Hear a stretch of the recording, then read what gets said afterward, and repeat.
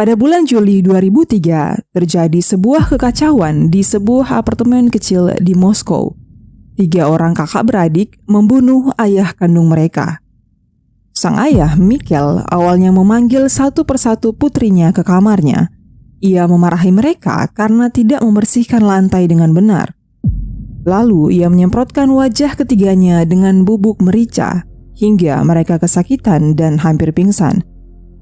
Saat itu juga ketiga kakak beradik ini membalaskan dendam mereka dengan melenyapkan ayahnya ketika Mikhail sedang tidur. Apa yang sebenarnya terjadi pada keluarga ini hingga menyebabkan kasus ini begitu viral di Rusia? Dan mengapa banyak orang mendukung aksi ketiga kakak beradik ini? Mari kita simak kisah lengkapnya.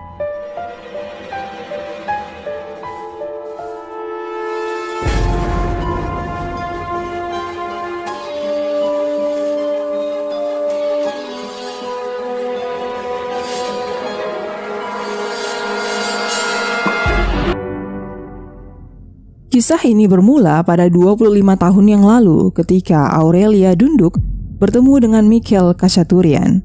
Saat itu Aurelia berumur 17 tahun dan Mikhail 34 tahun. Mikhail adalah seorang pria kaya yang memiliki hubungan erat dengan dunia kriminal. Ia mempunyai banyak koneksi di mana-mana dan semua orang mengenalnya. Sementara Aurelia hanyalah seorang gadis pemalu, polos, dan lugu yang berasal dari negara tetangga. Sejak pertemuan tersebut, hubungan keduanya mulai semakin dekat. Pada pertemuan awal ini, Mikhail menunjukkan perilaku yang lembut dan penyayang. Ia lalu mengajak Aurelia untuk tinggal bersama dengannya. Aurelia pun menyetujui karena ia memang tak punya tempat tinggal dan merasa aman bersama Mikhail. Namun, segera setelah Aurelia hidup bersamanya, perangai asli Mikhail mulai keluar. Ia memperlakukan Aurelia dengan kasar.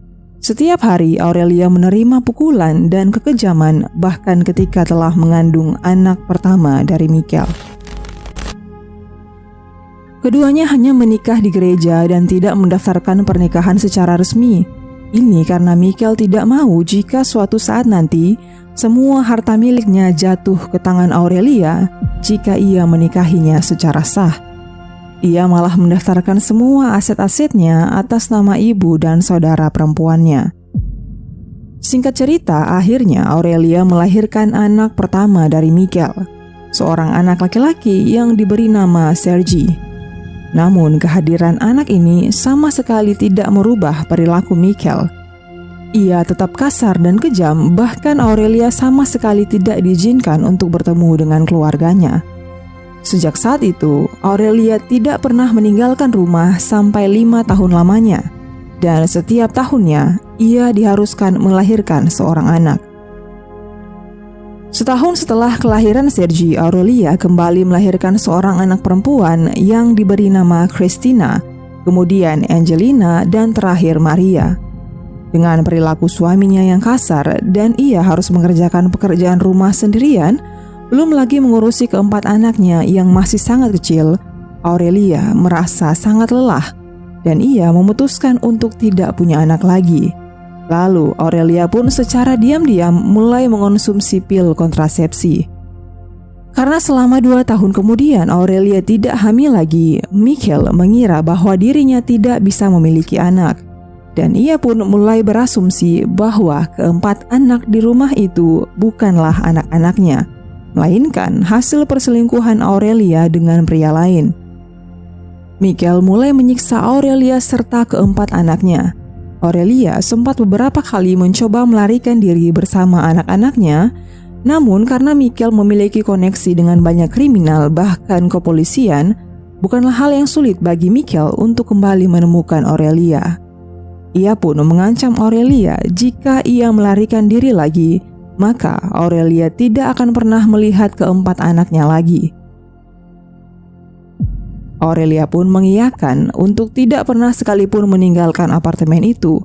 Ia dilarang untuk bekerja di luar rumah.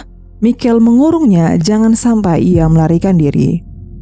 Namun Mikhail selalu murka dan menyalahkan Aurelia karena hidup dari uangnya.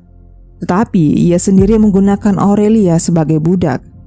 Aurelia mengerjakan pekerjaan rumah, memasak baginya, mengurus keempat anak-anak yang masih kecil yang jaraknya sangat berdekatan, belum lagi harus menjadi pemuas nafsu bagi Mikel setiap harinya. Aurelia tidak hanya dianiaya oleh Mikel, melainkan oleh semua kerabat dekatnya, ibu, saudara perempuan, dan anggota keluarga lainnya. Mikel sering memukulinya di depan keluarganya dan di depan banyak orang, dan tidak ada seorang pun yang menolong Aurelia. Aurelia tetap bertahan demi keempat anaknya, karena hanya ia yang bisa melindungi mereka dari Mikel. Mikel selalu keluar rumah setiap harinya, tetapi tidak ada yang tahu apa pekerjaannya. Para tetangganya mencurigai ia adalah anggota geng kriminal atau mungkin menjual obat-obatan terlarang, tetapi tidak ada bukti apapun mengenai dirinya. Mikel benar-benar tidak tersentuh. Tidak ada seorang pun yang bisa mengganggunya. Setiap bulannya banyak orang secara teratur mengiriminya uang di rekeningnya, dan lagi ia dicurigai sebagai perantara kriminal di kota itu. Tetapi ia hanya perantara kriminal biasa, kehidupannya jauh dari kata mewah. Mereka bahkan hanya tinggal di sebuah apartemen kecil di kota Moskow. Rumahnya diisi dengan senjata dan kemana-mana ia selalu membawa senpi di belakang celananya. Ia menakutkan, kasar, dan tidak pernah menunjukkan kasih sayang bagi keluarganya.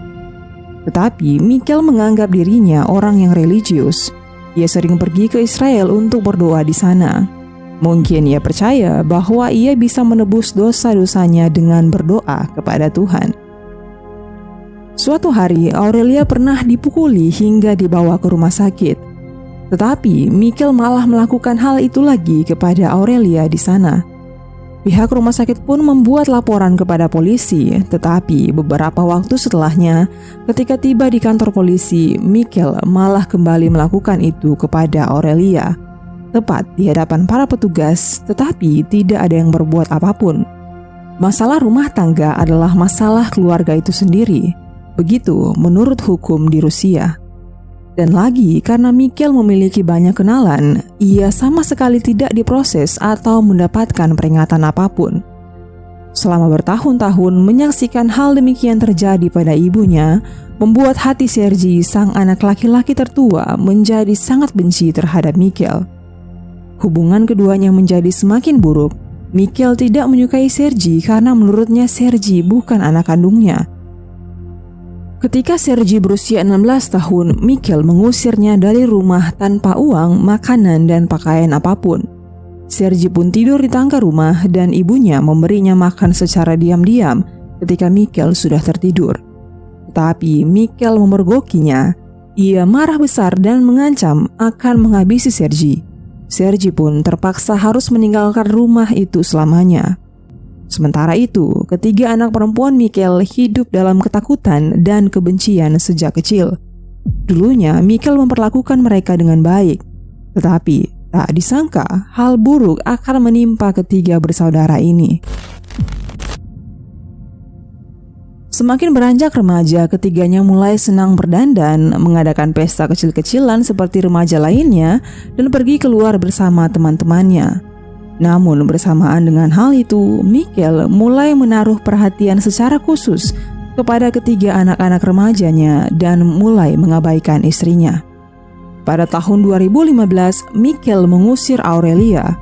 Ia menodongkan senjata dan mengancam Aurelia untuk pergi dari rumah dan jangan pernah kembali. Sejak saat itu, sang ibu tidak pernah lagi dapat melihat dan menjaga ketiga anak perempuannya.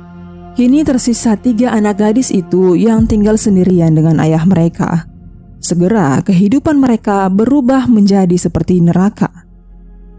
Pertama, Mikel melarang mereka pergi ke sekolah lalu menjadikan mereka budaknya. Mereka harus membersihkan rumah, mencuci baju, memasak, dan mengikuti semua kemauannya. Mikel memasang bel di setiap kamar putri-putrinya.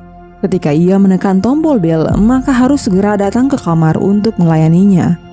Ia menekan bel kapan saja, bahkan tengah malam, dan mereka akan datang secara bergantian. Jika tidak taat, maka Mikel akan menghukum mereka dengan pukulan, bahkan menembak mereka dengan senapan angin.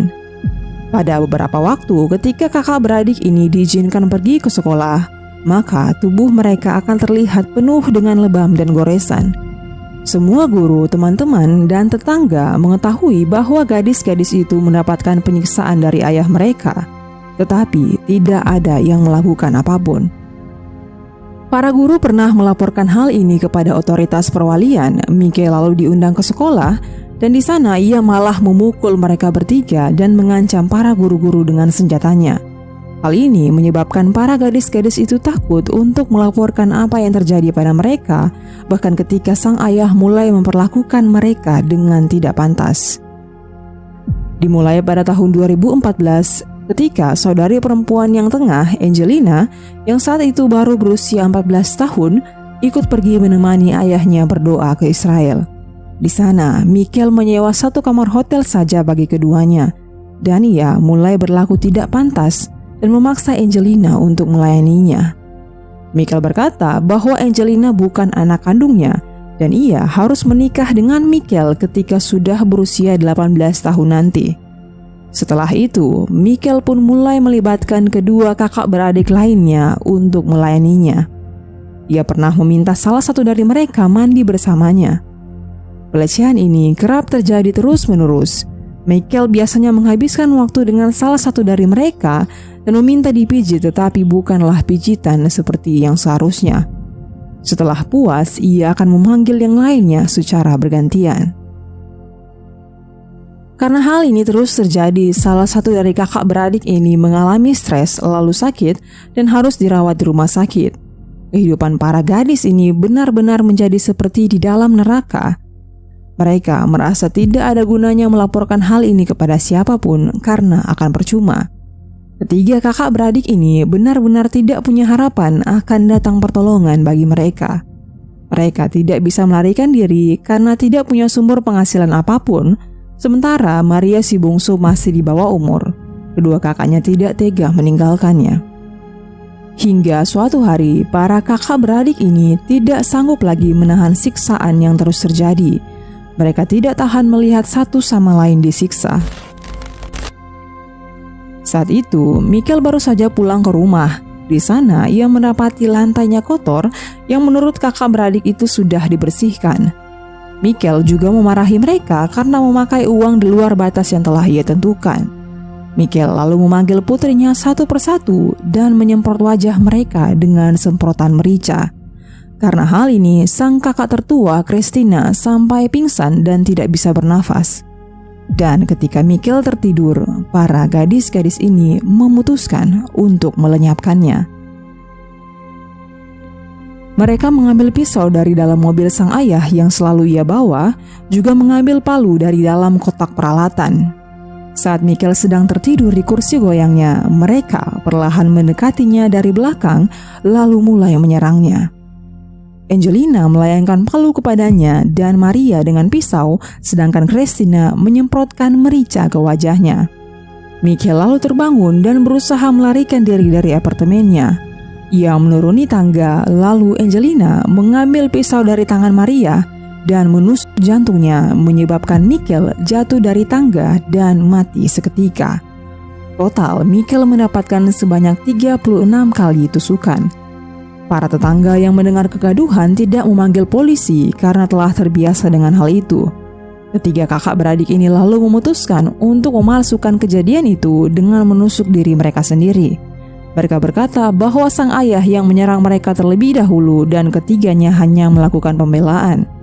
Tetapi kesaksian ini akhirnya dicabut dan ketiga gadis ini memberikan pengakuan yang sebenarnya. Saat diinterogasi, Christina, Angelina, dan Maria mengakui perbuatan mereka. Ketiganya ditangkap, lalu akhirnya dibebaskan beberapa waktu kemudian karena menurut pemeriksaan mereka bertindak secara emosional.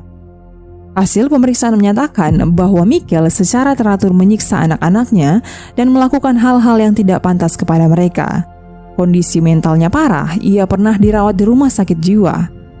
Dokter mendiagnosisnya sebagai orang yang temperamen, agresif, dan tidak seimbang secara emosional. Tetapi pernyataan ini dibantah kerabat dekatnya yang mengatakan bahwa Michael adalah orang yang baik. Tidak mungkin ia bisa menyakiti putri-putrinya. Mereka berkata bahwa gadis-gadis itu melenyapkan ayahnya demi harta dan materinya dan mengekang mereka karena menjalani gaya hidup bebas. Namun tuduhan ini tidak terbukti karena faktanya gadis-gadis ini tidak mendapatkan keuntungan apapun setelah kematian Michal, karena semua harta dan aset Michal atas nama ibu dan adik-adiknya. Pengacara bersikeras bahwa gadis ini melenyapkan ayah mereka sebagai tindakan pembelaan diri dan mencegah upaya-upaya kekerasan yang akan terus berlanjut di masa mendatang.